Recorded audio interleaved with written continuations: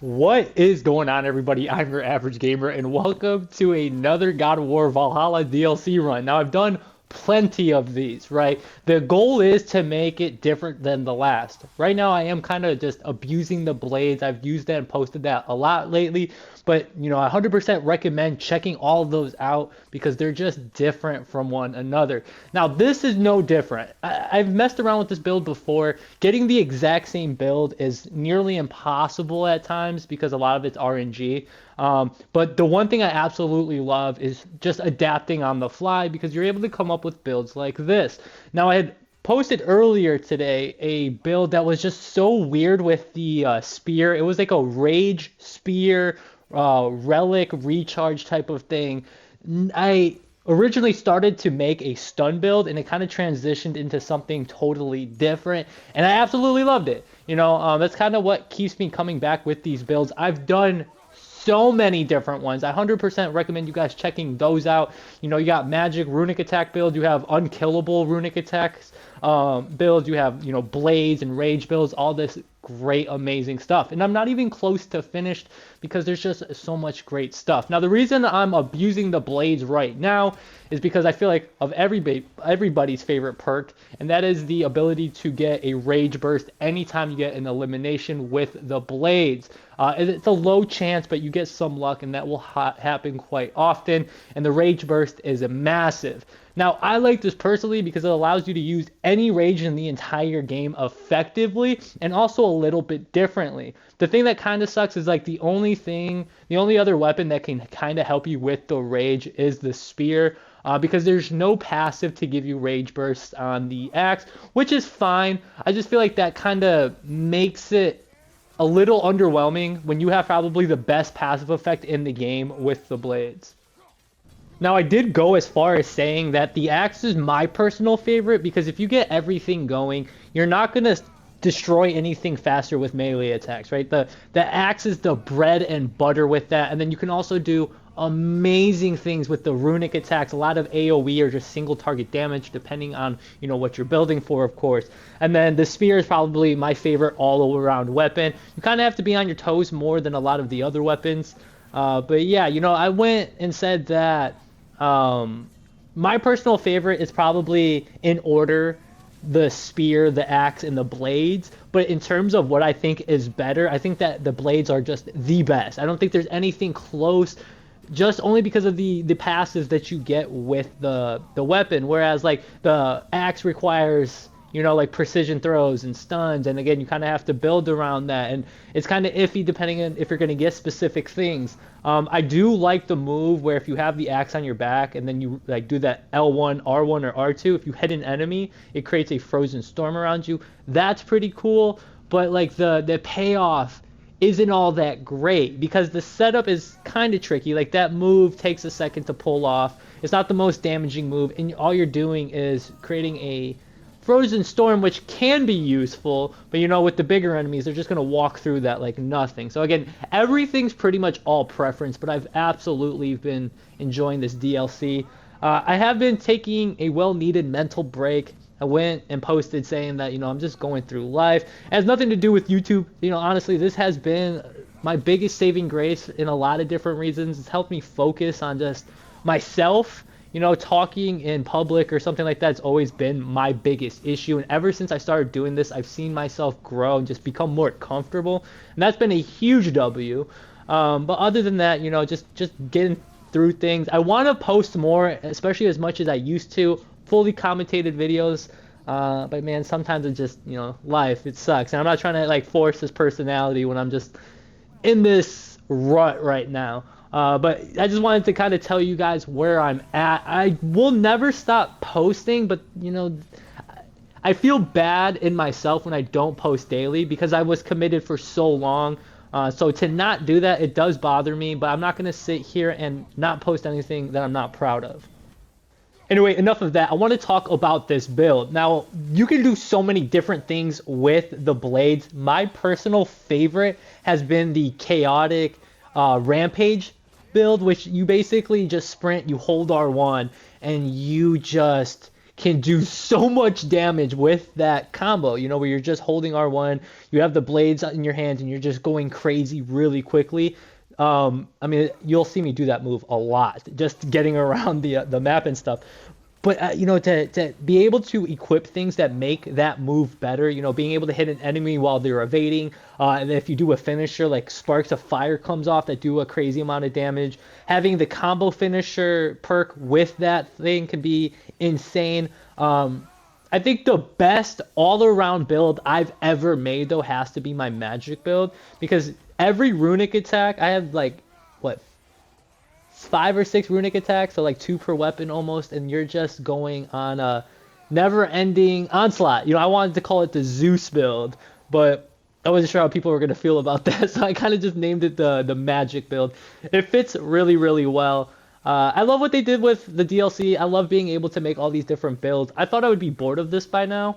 Of course, like it does get repetitive. You take a break, you come back in a day or two, and you're like, okay, like this is different. I haven't played like this in a minute, or force yourself to do something different. Like I did the burden challenge, which isn't necessarily new to me because I've played the campaign twice doing the level 1 burden challenge, which is extremely frustrating. Okay, I have an entire playthrough of that, and then I did the Spartan challenge, which is the same thing, but this is like a lot more experience went into this playthrough. You can tell that like I'm just better at the game as a whole, and I understand the mechanics, which is why I've been doing so great in this DLC, is because like I've accidentally been training for it.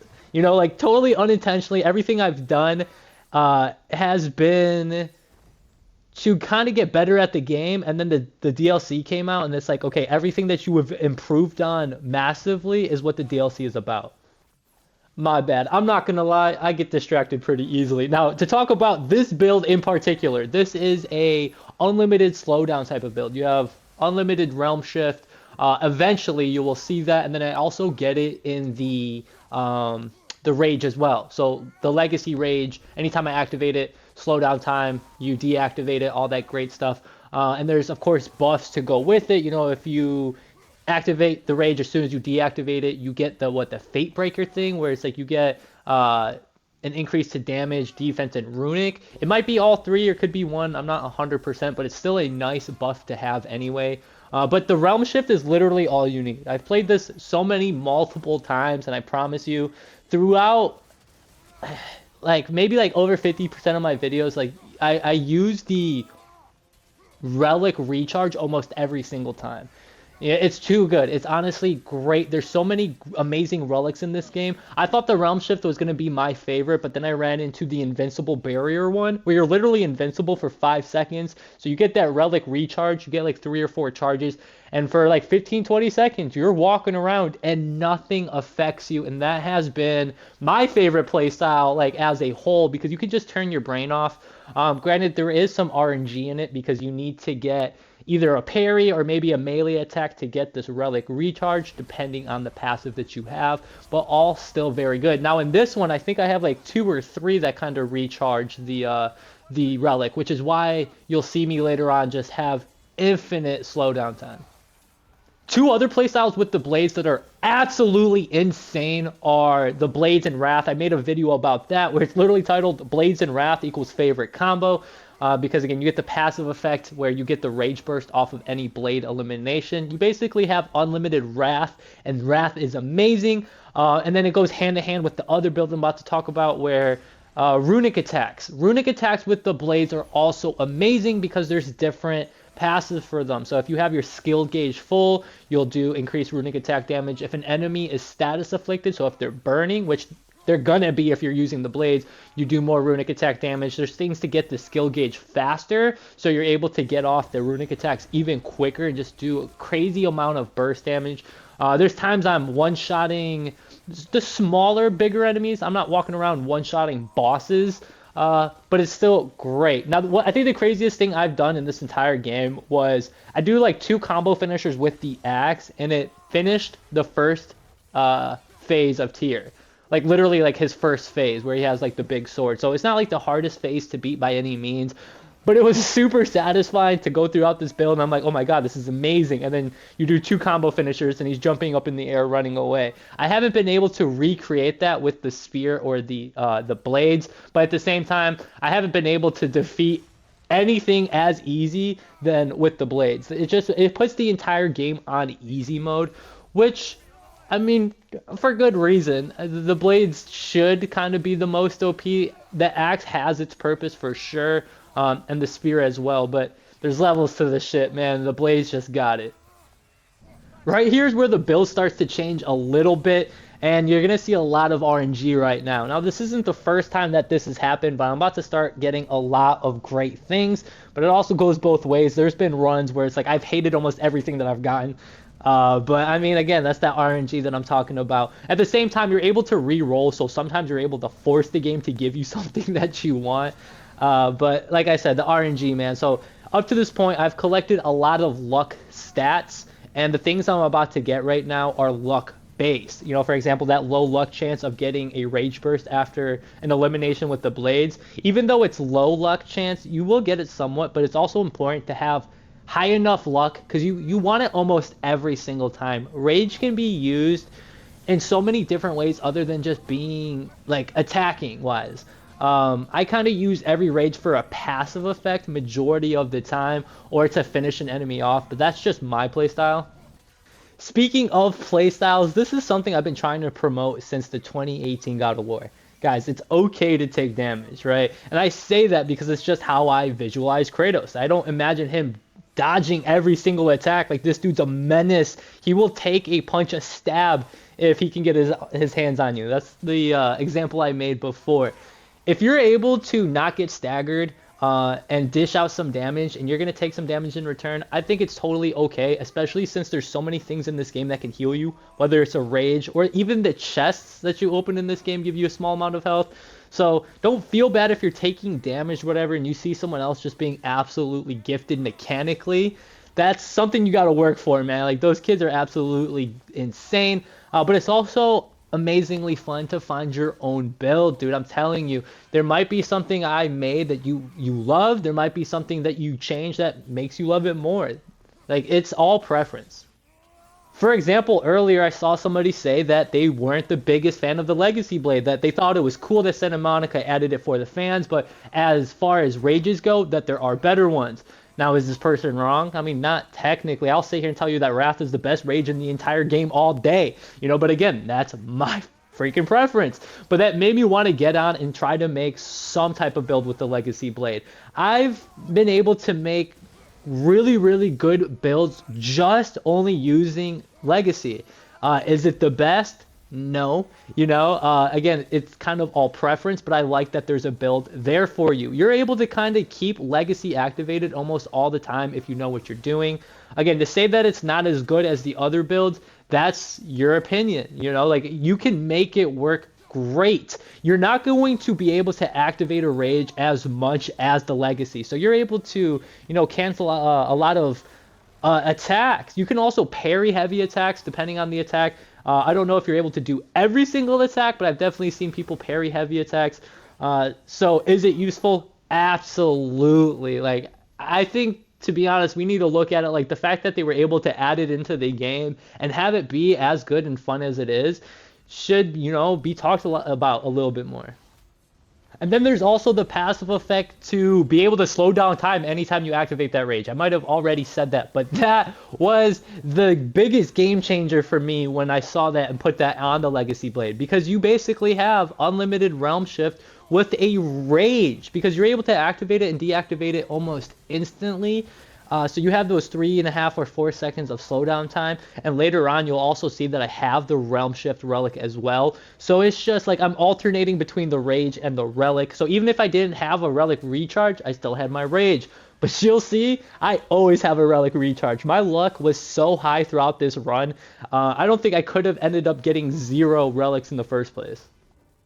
Right after this is where I fight the Berserker. I tend to take the same route every single time. If that's like a bummer for you, I'm sorry, but it's like, it's all this muscle memory. You know, I've done this probably like 100 times now, so it's just an instinct to just run in this general direction because I kind of already know what to expect, especially with the enemies coming up. So it's just easy to prepare yourself mentally. Now, when it comes to the berserkers, I absolutely love fighting them, but I can't be the only person that has a great build going and then you just choke. I'm not like talking in terms of dying, but like you get hit 2, 3 times, it's not as clean as you want it to be. You start panicking, that type of stuff. That's a huge bummer because you can't just restart from checkpoint. But that's also why I love this.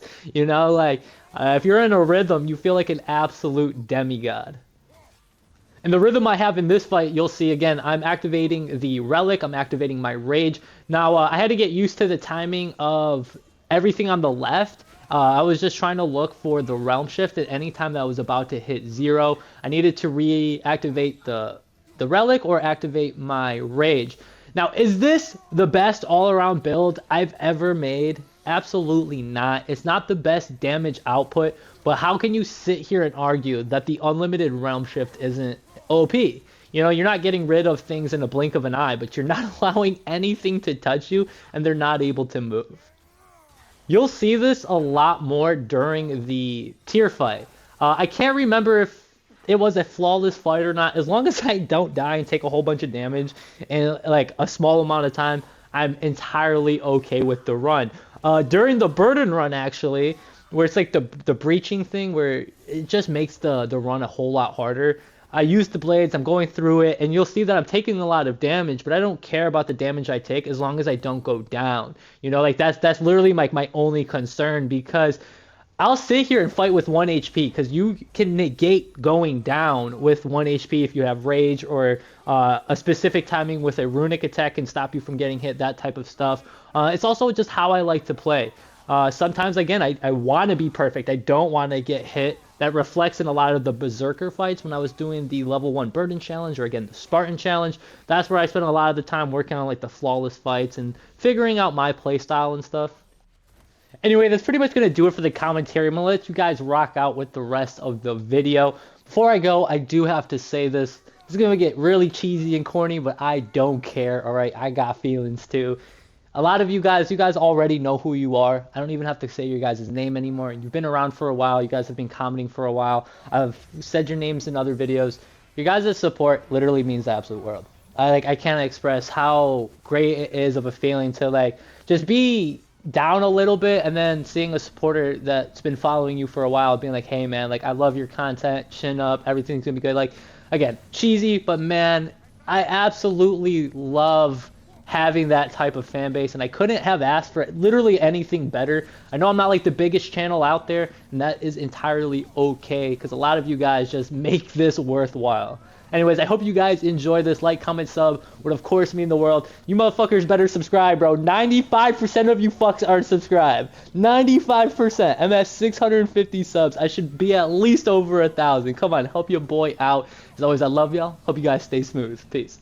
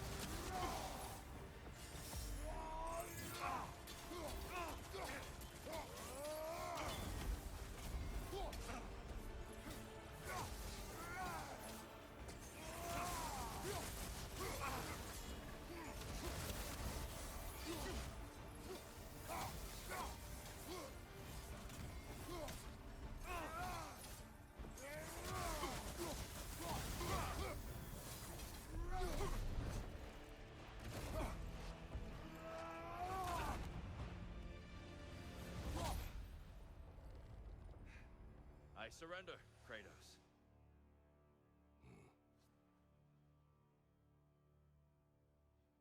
I'll be here when you need me, waiting for another